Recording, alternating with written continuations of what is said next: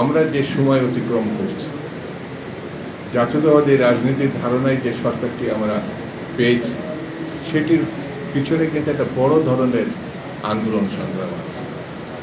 দীর্ঘ প্রায় 18-20 বছর, যাকে আমরা নেত্রী হিসাবে পাইছি বললে ভুল হবে, যাকে আমরা অনুসরণ করে নিজের রাজনীতিটাকে শক্ত ভিত্তির উপর দাঁড় করেছিলাম, তিনি বেগম খালেদা জিয়া। যেই জায়গার মানুষ, সেই জায়গার মানুষই হচ্ছে বাবুল সাহেব, তারা ভাই। সেই জায়গায় তাদেরই সান্নিধ্যে, অর্থাৎ বেগম খালেদা জিয়ার সান্নিধ্যে জনাব তারা ভাই, আবুল আলম তারা ভাই একটা বড় সময় রাজনীতি করেছে। সেই লড়াই সংগ্রামের মধ্য দিয়ে আজকে কিন্তু বাংলাদেশ জাতীয়তাবাদী দলের সরকার, এটা হঠাৎ করে এখানে হাজির হয় না, হঠাৎ করে পড়ায় না। এই সরকারের পিছনে গণমানুষের শুধু সমর্থন নেই, ভালোবাসা, শ্রদ্ধা, ভক্তি শুধু নাই। এই সরকারকে তারাই তৈরি করেছে সর্বশেষ ভোটের মধ্য দিয়ে।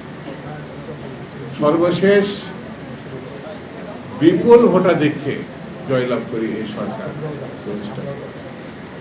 আমি শুরুতে বলেছি আমি বেশি কথা বলবো না, শুধু এতটুকু বলি, তারা ভাই যে স্বপ্ন দেখেছেন, যে লড়াই করেছেন, ত্যাগ স্বীকার করেছেন, সেই সরকার কিন্তু এখন আমরা বাংলাদেশ জাতীয়তাবাদী সরকার। এই সরকারকে আমাদের রক্ষা করতে হবে।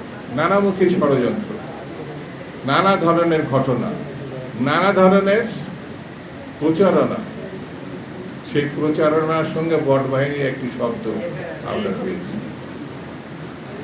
সোশ্যাল মিডিয়াতে এমন কোনো অশ্রাব্য ভাষা নাই যেটা প্রয়োগ করা হয় না আমাদের নেতৃবৃন্দ সম্বন্ধে বলতে। আমাদেরকে কিন্তু সতর্ক হতে হবে। আমাদের শত্রু চতুর্দিকে, সেই শত্রুর মধ্যে দিয়ে জনগণ আমাদের সঙ্গে আছে, জনগণ এই সরকারের সঙ্গে আছে, জনগণ এই সরকার প্রধান জনাব তারেক রহমানের সঙ্গে আছে। এই যে আমার পাশে যিনি বসে আছেন মির্জা আলমগীর, সুদীর্ঘ কালের একটা লড়াইয়ের মধ্য দিয়ে তিনি কিন্তু এই দলকে এই জায়গায় এনে দাঁড় করে। তাহলে আমাদের এই সরকারকে এটা 4 মাসের মধ্যে আমাদের সরকার করেছে। অনেক কাজ করতে হবে এই সরকারকে। আমরা যদি পাশে না দাঁড়াই, হাতকে শক্তিশালী না করি, আর ষড়যন্ত্র সম্বন্ধে জনগণকে সতর্কতার মধ্যে না নিতে পারি, তাহলে পরে বিপদও ঘটে যেতে পারে। সেই জন্যে তারা ভাইয়ের প্রতি আমাদের শ্রদ্ধা, তারা ভাইয়ের স্বপ্ন বাস্তবায়নে আমাদের চেষ্টা থাকবে এবং সতর্ক থাকবে।